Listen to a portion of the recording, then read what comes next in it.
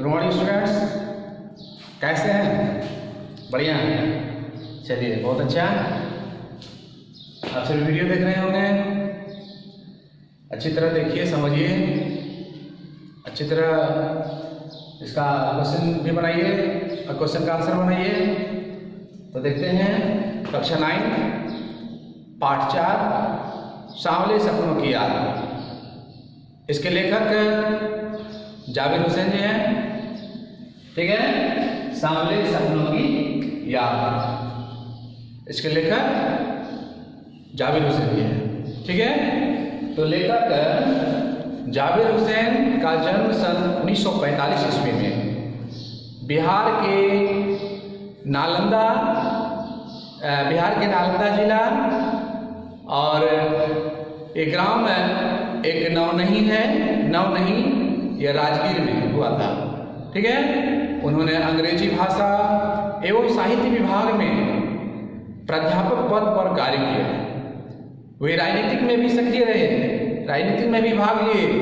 सन 1977 में वे मुंगेर से विधानसभा के सदस्य निर्वाचित हुए। वे बिहार सरकार में मंत्री बनने का, उन्हें बिहार सरकार में मंत्री बनने का भी अवसर मिला। वे उनकी रचनाएं हैं, रचनाएं लिखिए। उनकी रचनाएं जाबिर हुसैन का हिंदी, उर्दू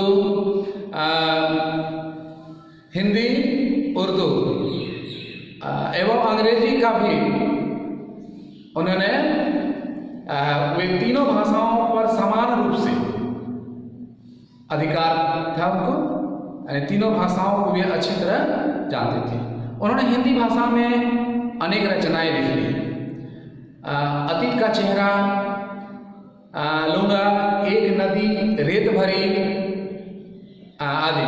उनके द्वारा संघर्षरत आम आदमी और विशिष्ट व्यक्तियों पर लिखी गई डायरियां काफी चर्चित होकर प्रशंसित हुई है। अब हम लोग देखते हैं कि प्रस्तुत पाठ सांवले सपनों की याद, ठीक है। तो इसमें देखेंगे कि पक्षी प्रेमी विशेषज्ञ सालिम अली की मृत्यु के बाद, इसमें पक्षी विशेषज्ञ सालिम अली हैं, और जब उनकी मृत्यु हो जाती है तो उनकी मृत्यु के बाद उन्होंने, अर्थात लेखक ने डायरी शैली में लिखा, परंतु यह डायरी ना होकर एक संस्मरण है, संस्मरण हो गया।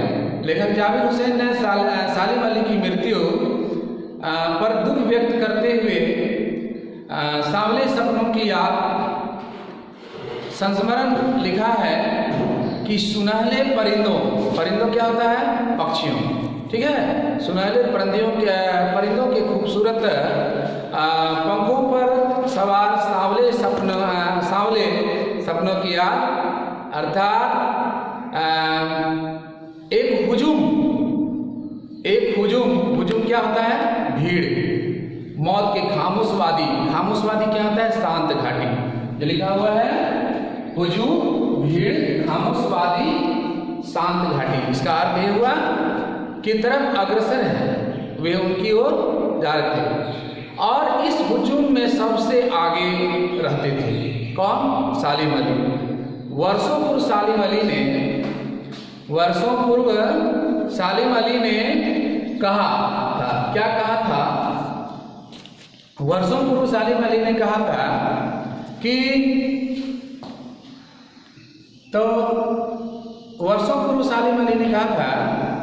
कि लोग पक्षियों को आदमी की नजर से देखना चाहते हैं, जो उनकी भूल है। ठीक उसी तरह जैसे जंगलों, पहाड़ों, झरनों को प्रकृति की नजर से नहीं आदमी की नजर से देखने के को उत्सुक रहते थे। वे प्रकृति की नजर से नहीं, आदमी की नजर से देखने को उत्सुक रहते थे। एहसास कि ऐसे ही एक उबड़ खाबड़ जमीन पर जन्मे मिथक काल्पनिक कथा, मिथक का अर्थ है काल्पनिक कथा के नाम से जाना जाता है। तो सालिम अली का शरीर लंबी यात्रा के कारण, सालिम अली का शरीर लंबी यात्रा के थकान के कारण कमज़ोर हो गया था और कैंसर जैसी जानलेवा बीमारी उनकी मौत का कारण बन गई। ठीक है, लेकिन अंतिम समय तक मौत उनकी आंखों से वह रोशनी छीनने में सफल नहीं हो सकी। ऐसे व्यक्ति थे वे, और कहा जाता है जो पक्षियों की तलाश, वे पक्षियों की तलाश और उनकी हिफाजत के प्रति समर्पित थी। वे पक्षियों की हिफाजत और पक्षियों की हिफाजत के प्रति वह समर्पित थे। सालिम अली के आंखों पर चढ़ी दूरबीन, यानी कि वे दूरबीन के सहारे वे पक्षियों को वे देखते थे, पक्षियों की वे देखभाल करते थे। उनकी मौत के बाद ही उतरी, जो दूरबीन उनकी आंखों में लगी हुई थी, उनके मृत्यु के बाद ही वह उतरी। कहाँ से? उनकी आंखों से। उनके जैसा वर्ड वॉचर क्या होता है? वर्ड वॉचर होता है पक्षियों को तलाशने वाला। ठीक है, वर्ड वॉचर। तो शायद ही कोई व्यक्ति ऐसा हुआ हो, किसके जैसा? सालिम अली के जैसा। कौन बता रहे हैं? लेखक बता रहे हैं कि शायद ही कोई ऐसा व्यक्ति हुआ होगा। कौन? Bird watcher. तो सालिम अली उन लोगों में थे जो प्रकृति के प्रभाव में आने के बजाय, प्रकृति के प्रभाव में आने के बजाय प्रकृति को अपने प्रभाव में लाने के कायल होते हैं। उनके लिए प्रकृति में हर तरफ हंसती खेलती रहस्य भरी दुनिया पसरी थी। यह दुनिया उसने बड़ी मेहनत से अपने लिए गढ़ी थी। अपने लिए गढ़ी, मैंने गढ़ना होता है बनाना, वह बहुत ही मेहनत से उसको बनाई थी। सालिम अली की पत्नी तहमीना, सालिम अली की पत्नी का नाम था तहमीना। उसने काफ़ी उसके यानी कि सालिम अली को उसने काफ़ी मदद पहुंचाई, उसकी मदद करती थी। प्रसिद्ध पक्षी वैज्ञानिक सालिम अली केरल के साइलेंट वैली जो होता है वह भी एक शांत घाटी है। तो उन्होंने साइलेंट वैली को रेगिस्तानी हवा से बचाने के लिए, किसने? सालिम अली ने साइलेंट वैली को रेगिस्तानी हवा से बचाने के लिए क्या किया? उन्होंने वहाँ के प्रधानमंत्री यानी कि बचाने के लिए एक अनुरोध लेकर के वहाँ के प्रधानमंत्री कौन? चरण सिंह, वहाँ के प्रधानमंत्री चौधरी चरण सिंह थे, उनके पास वे गए। चौधरी चरण सिंह वहाँ के प्रधानमंत्री थे और उनके पास वे गए। और जब वहाँ गए तो पानी की पहली बूंद, अर्थात वहाँ के प्रधानमंत्री चौधरी चरण सिंह साहब गांव की मिट्टी पर पड़ने वाले पानी की पहली बूंद का असर जानने वाले नेता थे। वे समझते थे कि आखिर सालिम अली जो अनुरोध लेकर के यहाँ आए हैं, वो ऐसे नहीं आए हैं। इस अनुरोध को लेकर चौधरी साहब की आंखें नम हो गई। उसके बारे में वे समझे, जाने आज दोनों में से कोई नहीं है, सालिम अली भी नहीं है और कौन? चौधरी चरण सिंह चौधरी यानी कि वहाँ के प्रधानमंत्री चौधरी चरण सिंह भी नहीं है। लेखक बताते हैं कि आज दोनों में से कोई नहीं है। सालिम अली ने अपने आत्मकथा का नाम रखा, याद रखेंगे, अपनी आत्मकथा का नाम रखा हॉल ऑफ ए स्पायरो, हॉल ऑफ ए स्पायरो। और लेखक बताते हैं कि मुझे याद है उस कथा में D.H. लॉरेंस की मृत्यु के बाद लोगों ने उनकी पत्नी फ्रीडा से अनुरोध किया। उनकी पत्नी का नाम था फ्रीडा। उनसे लोगों ने अनुरोध किया कि आप अपने पति के बारे में कुछ लिखें, कुछ बतावें।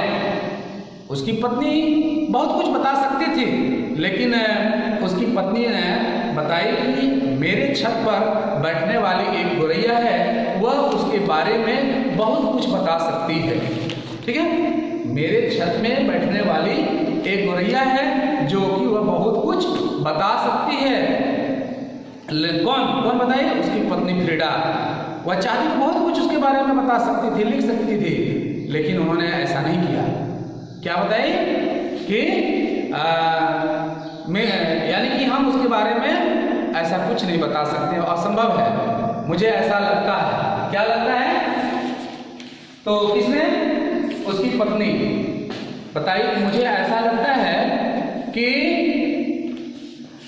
मेरे छत पर बैठने वाली गौरैया, ठीक है, मेरे छत पर बैठने, तो क्या बता रहे थे कि जो मेरे छत पर बैठने वाली गौरैया है वह हमसे अच्छी तरह, हमसे भी अच्छी तरह वह बता सकती है, और सिर्फ उसके ही बारे में नहीं, हम दोनों के बारे में वह बता सकती है।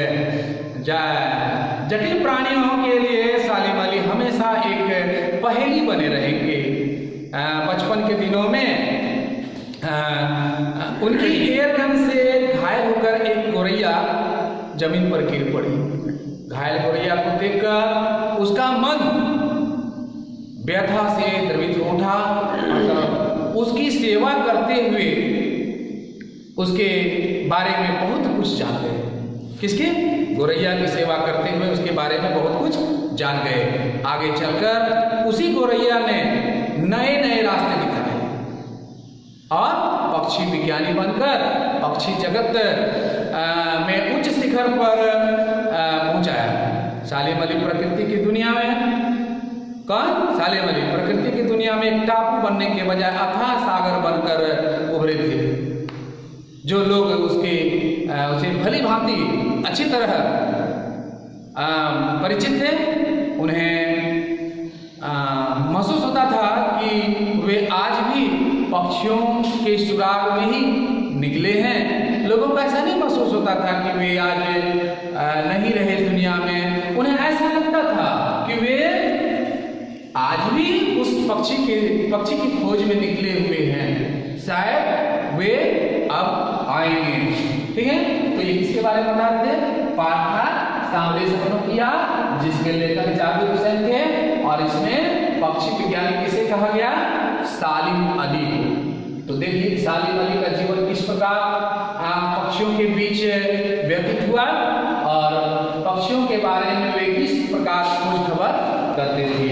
ठीक है, आप इस पाठ को आप पढ़ेंगे, कठिन शब्दों को आप अंडरलाइन करेंगे, ठीक है, और कठिन शब्दों को आप जानने का प्रयास करेंगे और इससे संबंधित, इस पाठ से संबंधित प्रश्नों का निर्माण करेंगे, उत्तर लिखेंगे। ठीक है, धन्यवाद।